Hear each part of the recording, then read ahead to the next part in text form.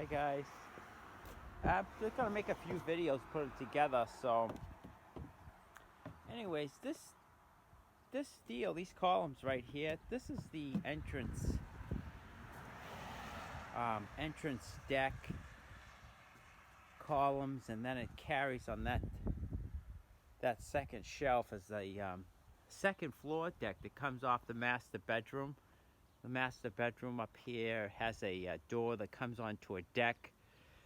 And then these columns that you see here, this long one and then this shorter one, because of the grade change,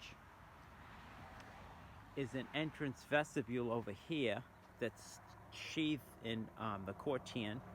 The rest of this is fiberglass, white. And that's one sets here, the taller ones. And then another taller one sets here, and that picks up the entrance deck. And like I said, the bedroom, master bedroom deck above. And the short one goes here, and that carries the vestibule, which is similar to that. And then the long one goes over there because there's a retaining wall and an entrance to that basement level right here. So it retains, goes down, the taller column, and then that's a vestibule. Anyways, just sharing some of that with you because when we go to run this underground service, we got to come and stay to the property line, which is like right at that fence, because that comes out 6 feet. If we're anywhere in that area, we go to dig out the footings, we're going to hit our electrical. So we got to come back over here. What we're going to do is do a soft sweep, because we got a column footing 6 feet out right there with its, the footing goes beyond that a ways. So but we're going to be out at this 8-foot mark out here, right at the property line. And then we'll do a slow sweep. And then I'm just working on this now. I got to break this out. So then we'll come up here, make our connection to the meter socket. We'll have a slip connection for frost, so when the ground moves, it can move. And that will, let me come in here, you can see it. I just started banging this out. It'll come up and connect in there, and then I'll have the other two 2-inch. One's a future, and the other one is going to be for the cable. And they'll just stub out there. Then we have 5 inches of finish coming on that. So, anyways, I'm just banging away at this. But I want it out of there anyways. So when we go to excavate, we got to be down 3 feet, by the way. I don't know, maybe I'll get the demo saw with a diamond blade and just slice it.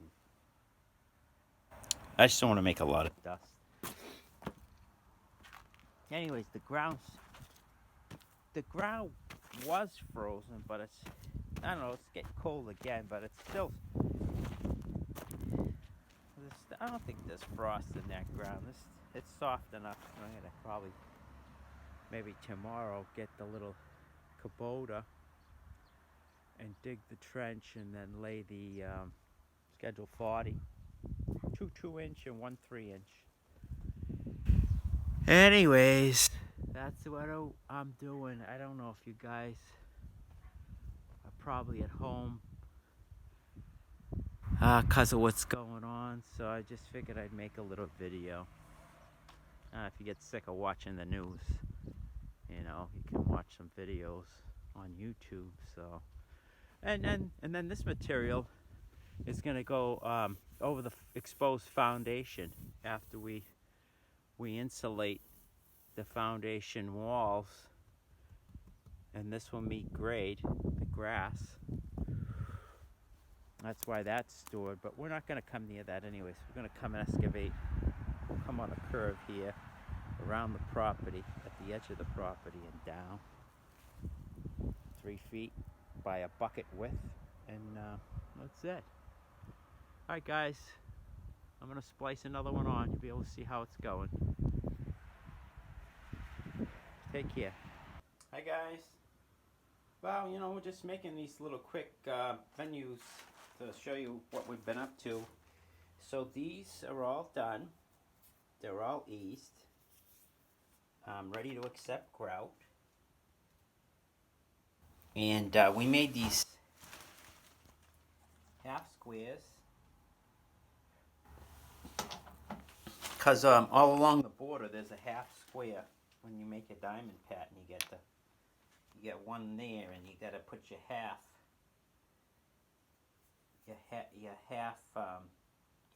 diamond. Hold on, this goes like this. This goes like this. Sorry. You half diamond to make your borders, so every other tile is a half, So we made these, so 700 of these and like 300 of those, so like 1,000 little guys. And we just ended up using this belt sander with the heaviest grit, which I think is 36. And you just put it up against the stop and square it each side, just touching it. Anyways, so we're waiting on the tops, so that's done. While we're waiting for the tops, we're still keeping busy, and I'm making little movies. You can see what we're doing. We're getting ready to do the underground service. Anyways, I'll add this in so you can see what we've done. I mean, that's probably about at least 20 hours of sawing and sanding. So there's 20 hours of work there. Of course, we still got to make the 1 1/4 border that goes around, but we're waiting for the tops first, then we'll do that. So we'll cut it out of these and the leftovers, and that's the waste. All right, guys, I'll show you more. Just keep posting things.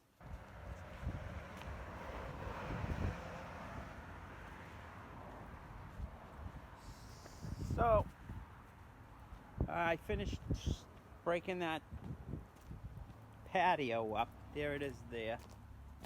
All those little pieces, and luckily the ground was soft below, and that made it easy to break that up with the sledgehammer. That was about an hour.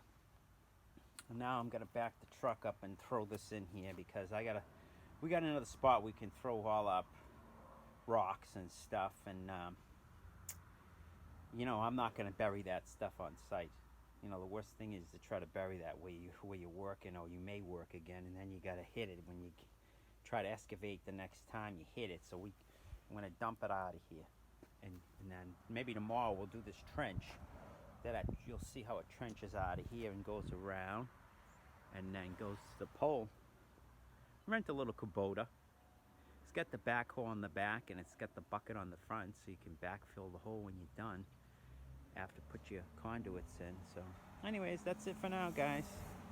Make a few more, and we'll put it all together and make one video. Peace.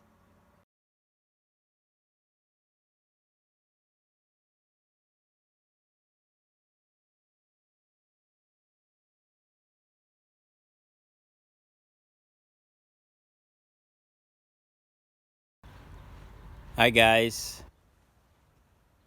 Well, this is the results of that underground conduit we ran. So we tied into the meter socket.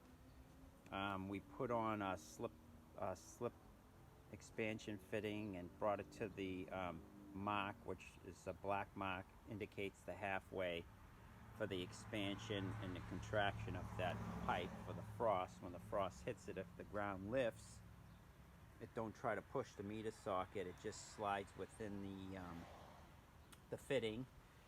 We still have to do our communication, our TV cable line, 2-inch. We got to come and bring it up and tie that off, but that's why we left this hole open.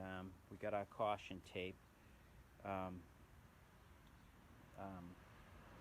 Unitil, which is the electrical service provider out here, wants it a foot above, so it's a foot above the pipe, and we're going to backfill.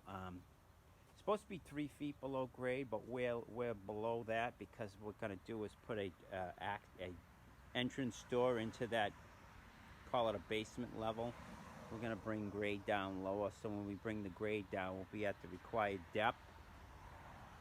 And then we ran it out here, and we turned up the property line because we have a column sitting right at the edge of this building, right in line, but the footing goes beyond 6 feet out, so we didn't want to be in the way with our electrical. See, the electrical comes way out over here, so when we go to excavate for our column that holds up this entrance vestibule, we're going to be out of the way when we excavate. We're not going to hit that pipe.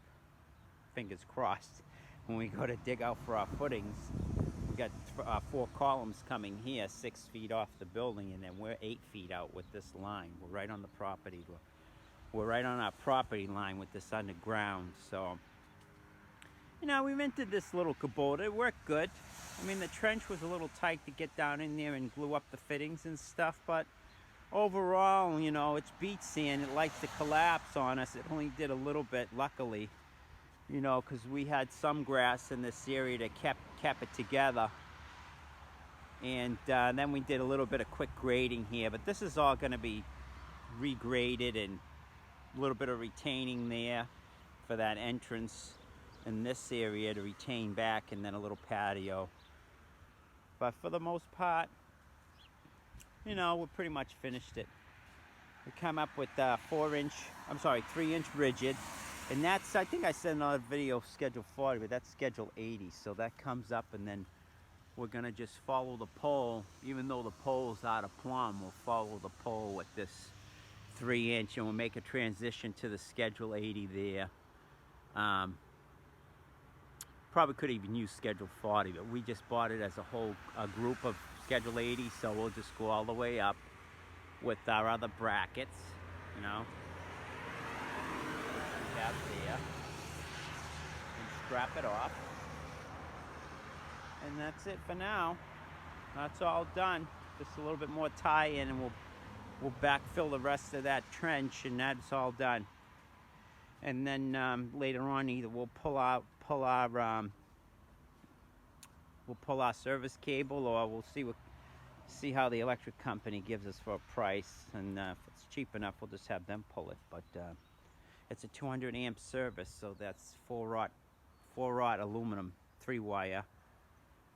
If we did copper, it'd be 2-aught, but we're just gonna price it out and see what's the best way to go. So anyways, guys, until the next one, take it easy, be safe.